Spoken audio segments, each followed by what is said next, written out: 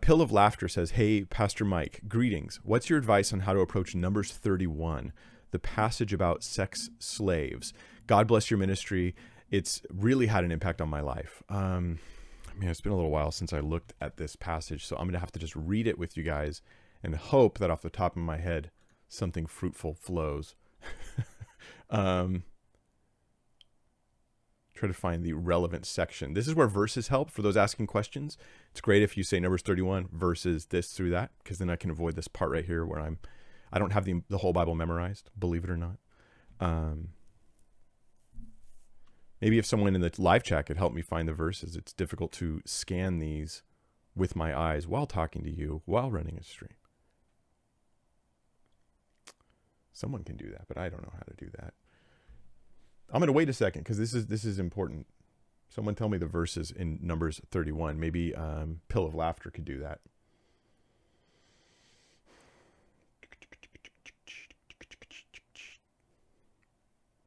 I'm just waiting because I can't find them.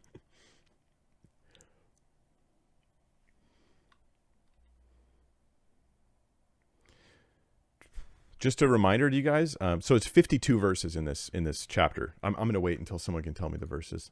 The Bible doesn't have sex slaves. I just want the verses so I can read them. Oh, is it verse 15 through 18? Let's read those and see.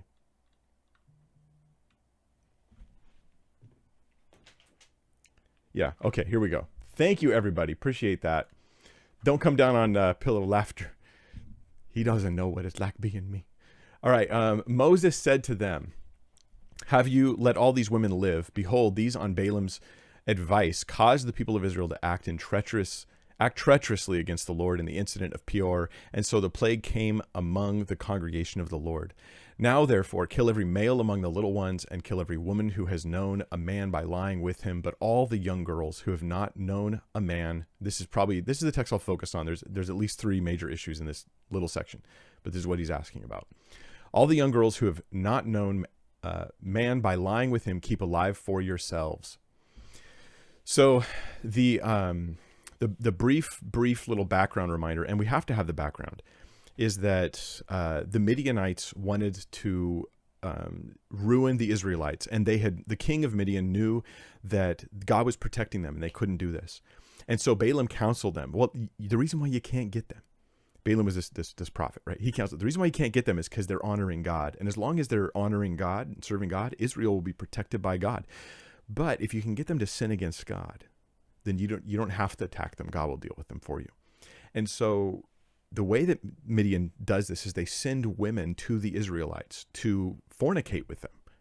And then through relationships with these women, through concubines, just prostitution, fornication, and other things, they cause them to sin against God, and then they bring in these false idols. Oh yes, you can sleep with me. You just have to a little pinch of incense over to this false god right here.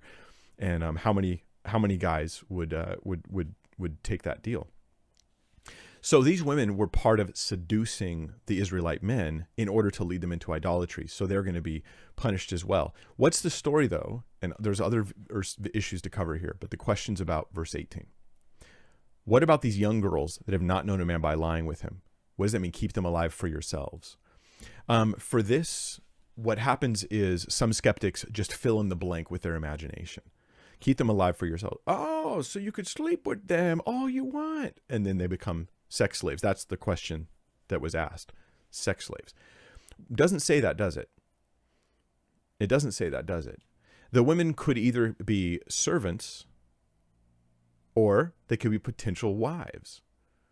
In fact, they weren't there just for sexual usage, which is why they had to be women who had not known a man, because they couldn't be part of that whole sex system that was going on and the temptation that was going on there. So in order to fill in the blank without our imaginations, but with scripture, what we need to ask is, what does the Bible say about the rules for Israelites when it comes to female servants? And there are specific rules in scripture. And so some of the rules are, you can't just sleep around with these women. Another rule is, if you do take a woman who's a servant to be a wife, she has to legitimately be your wife. I do not make this up, okay? This is the biblical teaching on this. In the Old Testament, you take a servant to be your wife, you have to really make her a wife. And if you decide to send her away, if you decide to divorce her, you have to send her out with basically the alimony of a wife, the payments that you would give to a wife as you send her out, and she will not go from being a servant to your wife to being a servant again. She will go free with extra money so she can live on her own. The rules that we have are elevating the rights of women in these situations. You don't have sex slaves in ancient Israel. It's when we use our imagination to fill in the blanks on these vague passages, or at least brief passages, that it looks that way to people. Another rule was if a man was to take a servant as a wife, he can't treat her as a secondary wife if he's already married. Now, I don't think this is the Bible endorsing polygamy. Again, I think this is taking practices they're already doing and elevating the rights of the people who would be very likely to be oppressed and abused within those practices. That's what seems to be consistent. Just like when Jesus says, this is why God allowed you to divorce, because the hardness of your hearts in the Old Testament law, but yet it's not the ideal. So this isn't the ideal, but the elevation of the rights of those who would be weak or who would be abused, who would be more likely to be oppressed. That's what we see consistently in the Old Testament. I hope that helps. Those are a few thoughts off the top of my head. Nothing about being sex slaves. And anybody who says that, I fear two things. One, they're very angry or upset or emotionally stirred up on the topic because of the way they've viewed it.